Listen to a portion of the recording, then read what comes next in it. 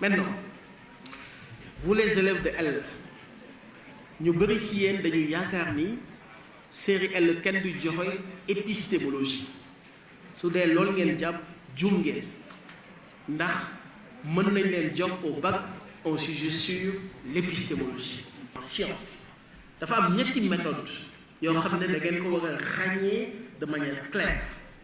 Il y a ce qu'on appelle la méthode inductive, ce qu'on appelle la méthode déductive et ce qu'on appelle le faillibilisme épistémologique, théorisé par Karl Popper. C'est quoi l'induction?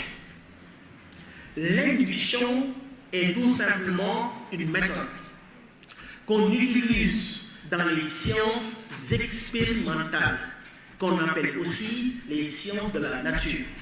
Ça consiste à partir du particulier au général.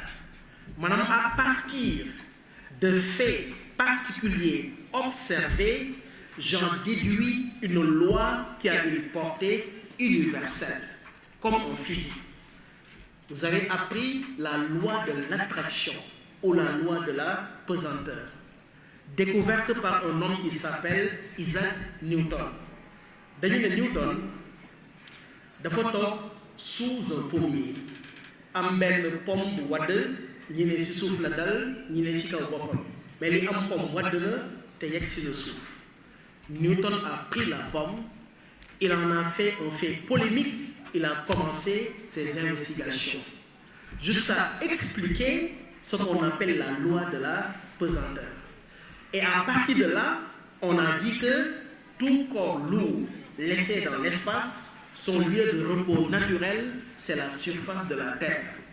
Mais est-ce que Newton a observé tous les objets lourds qui sont en mouvement dans le multivers? C'est un fait particulier qui a donné naissance à une loi générale. C'est ça qu'on appelle induction. Si c'était en mathématiques, le théorème de Thalès ou de Pythagore, là on ne procède pas par induction, mais on procède par déduction. On part du général pour venir au particulier, comme dans les sciences logico-formelles, qu'on appelle aussi les sciences hypothético-déductives. Quand je prends la logique, le syllogisme, qui est un raisonnement fait par Aristote, il part d'une proposition générale. Si tous les hommes sont mortels, alors que Socrate est un homme, déduction, conclusion, Socrate est mortel. Là, on part du général pour venir au particulier. C'est ce qu'on appelle la méthode déductive, qu'on utilise dans les sciences qu'on appelle logico-formelles, à savoir la logique et les mathématiques, n'est-ce pas? Maintenant, il y a ce qu'on appelle le faillibilisme épistémologique, qui est né en réaction contre la méthode inductive. Karl Popper dafa ni, quand on trouve un résultat en science, au lieu de lui donner une portée universelle et de faire d'autres expériences pour corroborer le résultat précédemment trouvé, il faut plutôt faire d'autres expériences pour falsifier le résultat déjà trouvé. C'est ça qui permet à la science de progresser rapidement. Parce que comme le dit Bachelard, en science, il n'y a pas de vérité première, il n'y a que des erreurs premières. Selon Bachelard, en science, il n'y a pas de vérité première, il n'y a que des erreurs premières. Cela veut dire quoi? Ce qui est vérité aujourd'hui, demain va devenir une erreur. Ce qui donne même à l'erreur une valeur épistémologique, parce que la science progresse en rectifiant ses propres erreurs. C'est ce qui fait que donc, pour le faillibilisme, une vérité scientifique, on doit toujours travailler à la déconstruire. C'est ce qui permet à la science de pouvoir progresser facilement, n'est-ce pas? Ça vient régulièrement dans les sujets et je pense qu'il est bon de le comprendre et de bien le comprendre, n'est-ce pas? Maintenant, l'autre point, il est relatif aux différents types de sciences qui existent. Et il y en a 3. Les sciences logico-formelles, qu'on appelle aussi hypothético-déductives. Ñaar kese la benn bi mu ngi tudd la logique, benn bi mu ngi tudd mathématique. Am na les sciences qu'on appelle sciences expérimentales, qu'on appelle aussi les sciences de la nature. Physique ci la bokk, la chimie, vous avez aussi la biologie. Maintenant, il y a la grande famille des sciences sociales qu'on appelle aussi les sciences humaines. Am na fi histoire, sociologie, anthropologie, ethnologie, psychologie, psychanalyse. Toutes ces sciences-là, on les appelle les sciences sociales. Maintenant, bu ci nekk dafa am problème bu muy poser. En 2023, pour les séries S, le sujet 1 disait les objets mathématiques sont-ils réels? Et vous avez vu ce sujet, un sujet très difficile. Les objets mathématiques sont-ils réels? Point d'interrogation. C'était le sujet 1 des S en 2023. Alors, comment traiter ce sujet? D'abord, lan mooy objet mathématique? Objet mathématique, c'est tout simplement ce qu'on étudie dans le domaine des mathématiques. En maths, on étudie 2 choses, les nombres et les figures. L'étude des nombres, on appelle ça l'algèbre, et l'étude des figures, on appelle ça la géométrie. Le problème que pose le sujet, su ma nee réel, est-ce que cette bouteille-là est réelle? Est-ce qu'elle est réelle, cette bouteille? Elle est réelle, parce que je peux la voir, je peux la toucher. Est-ce que ce stylo est réel? Oui, c'est la réalité, ça existe, n'est-ce pas? Maintenant, on me dit, est-ce que les nombres et les figures sont aussi réels que cette bouteille que je tiens entre mes mains, que je soulève, n'est-ce pas? Alors, la question est simple. Il y a 3 thèses qui sont défendues. Il y a certains qui disent que les objets mathématiques sont réels. Et c'est ce qu'on appelle la thèse empiriste. Et ces auteurs-là disent que les mathématiciens se sont inspirés des réalités physiques pour créer les nombres et les figures. Mi ngi mel tey, je trace un cercle. Ma bàyyi ba lu ñuy tuddee la pleine lune. Ma xool weer wi ma ne lii kat dafa niroog mbege. Mbege mooy cercle ci wolof. Alors ma gis ne la forme de la pleine lune ressemble au cercle. Ma ne géomètre bi créé cercle bi mu koy créer, il peut inspirer de la forme de la pleine lune, ce qu'on appelle la thèse empiriste. Waaye dafa am des nombres et des figures yoo xam ne li ma wax ci cercle ak lune mënuma ko wax. Par exemple tey ma ñëw profité ma f de x égale ma jéem a xool dans la nature, est-ce que mën naa ci gis lu niroo ak forme f de x? Gisuma ko. Ma ne dans ce cas f de x bi ko créé, il ne s'est pas inspiré de la nature. Voyez, c'est une création qui n'a de sens que dans son esprit. Mu joxe une thèse qu'on appelle la thèse rationaliste. Am na une 3e thèse qui fait la synthèse entre la thèse empiriste et la thèse rationaliste. C'est le seul problème qu'on peut vous donner en mathématiques dans le cours sur l'épistémologie, très souvent, n'est-ce pas? Et ça, on peut le comprendre facilement. Maintenant, les sciences de la nature, dañu leen tuddee les sciences dures, parce que c'est des sciences dans lesquelles l'expérimentation n'a pas de limite, parce que la physique étudie la matière inerte, c'est-à-dire la matière non vivante. Et vous avez là le protocole expérimental de la science qu'on résume avec un sigle, on dit souvent OERIC, n'est-ce pas? OERIC, ça veut dire quoi? Un physicien, il commence par quoi? Toujours par faire une observation.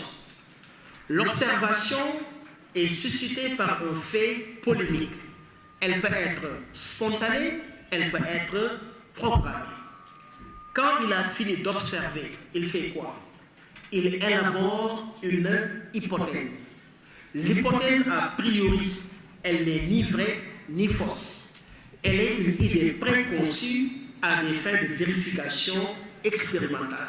Elle commence toujours par si. Après l'hypothèse, il revient à la vérification expérimentale. Et après la vérification expérimentale, il a un résultat. Le résultat, il est interprété et l'interprétation donne naissance à une conclusion qui devient plus tard une loi ou une théorie scientifique. C'est ça la démarche expérimentale par excellence qu'on retrouve surtout dans les sciences expérimentales. Maintenant, les sciences humaines, comme le sujet que j'ai rappelé tout à l'heure, l'historien peut-il s'empêcher de juger? La thèse, c'est quoi? L'historien peut s'empêcher de juger. Historien, moi, je sais, tarir lay gëstu, maanaam le passé des hommes. Alors, qui a ramené, il étudie le passé. Est-ce qu'il peut prétendre au même degré d'objectivité que celui qui étudie des faits inertes, des faits physiques? Je ne pense pas. Parce que toute histoire, la plupart du temps, est une forme d'interprétation. Et dans l'interprétation, il y a toujours la présence de la subjectivité. Ce qui peut fausser l'objectivité de la science. N'est-ce pas? Dans le Sénégal, si vous dites la Diop, c'est un héros national. Mais quand tu vas dans le Sine, tu demandes aux Sérères qui vous reparlent de la bataille qui a opposé Maba Diakhouba au Bossé Koumando Diouf, mais ils ne te diront pas que la Dior est un héros. Dans ces deux versions, quelle est la bonne? On ne sait pas. Parce que celui qui raconte l'histoire, parfois, il peut interpréter l'histoire à sa manière. N'est-ce pas? Moi, M. Bey, qui vient ici, je me bagarre avec M. Diatta. M. Diatta me donne des coups terribles, il me défigure carrément. Je rentre à la maison, je trouve ma femme qui pense que son mari est l'homme le plus fort au monde. Il me dit, mais il y a une dal, mais comme on est hôpital, alors que ce n'est pas vrai. Parce que quand on raconte, la plupart du temps, on pense souvent à ses propres intérêts. Ce qui peut fausser parfois, parce que l'historien est netali lu xew te même ñaari nit suñu xuloo sax soo bëggee àtte dëgg da ngay déglu ñoom ñaar ku nekk nettali leen ba pare nga mën a wax parce que kuy wax la plupart du temps sa intérêt boobu rek ngay wax, n'est-ce pas? Ce qui fait que même nous on a ce problème parce que notre histoire a été falsifiée. Elle nous a été racontée par ceux qui nous ont colonisés et qui nous ont fait croire que nous sommes des barbares, des sauvages. Nous vivons au degré zéro de la civilisation. C'est pourquoi Cheikh Anta Diop a voulu restaurer la conscience historique du monde noir en essayant de nous montrer que nos ancêtres égyptiens sont les pères fondateurs de la civilisation humaine, n'est-ce pas? Donc c'est le problème que ça pose. C'est le manque d'objectivité dans les sciences humaines. Maintenant, il reste deux problèmes importants. Le rapport entre la science et la technique. Technoscience, technologie, intelligence artificielle. N'est-ce pas? D'abord, la science, elle est théorique, elle est abstraite, elle est désintéressée. Elle ne vise que la connaissance. Alors que la technique, elle est utile, elle est intéressée. Mais désormais, les deux vont de pair.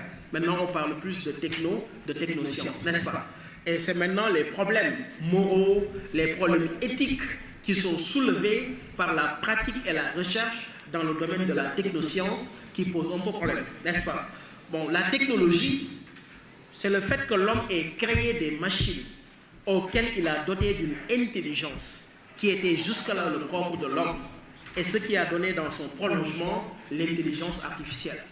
Une intelligence qui n'est pas naturelle, mais qui est artificielle, parce que qui est fabriquée par l'homme, qui, sur la base des algorithmes et des données extrêmement importantes, a un système de calcul qui permet à des machines de faire des prouesses dont l'homme même parfois n'est plus capable, n'est-ce pas? Et ça pose beaucoup de problèmes. Aujourd'hui, il y a beaucoup de métiers qui sont menacés. Le bac, on en parle. Heureusement que pour le bac technique cette année, il n'y a pas eu, en tout cas là où j'étais à Kaolack, zéro cas de problème de téléphone. J'espère que pour le bac général, il en sera ainsi. Donc j'en profite pour vous le dire, ça ne pardonne pas. Vos téléphones, vous les laissez à la maison. Parce que n'importe quel sujet qu'on te donne, tu interroses ChatGPT ou bien Po ou bien les autres DeepSeek, les autres intelligences artificielles, tu peux facilement avoir le résultat en quelques secondes, n'est-ce pas?